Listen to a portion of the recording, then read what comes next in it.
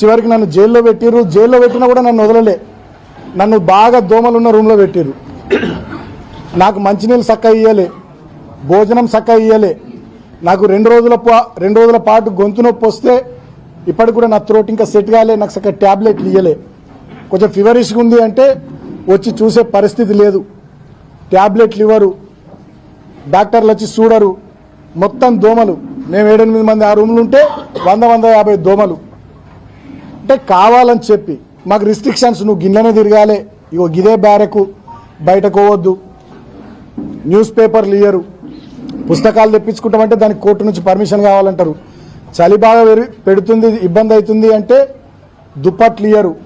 మా శ్రీకాంత్ అని మా అడ్వకేట్ ఒక 3 రోజుల తర్వాత పాపం ఆయన పోరాటం చేసి నేను కప్పుకోవడానికి కూడా దుప్పటి, దానికోసం మా ఆదిలాబాద్ చెందినటువంటి శ్రీకాంత్ అనే అడ్వకేటు 3 రోజులు ఫైట్ చేయాల్సి వచ్చింది.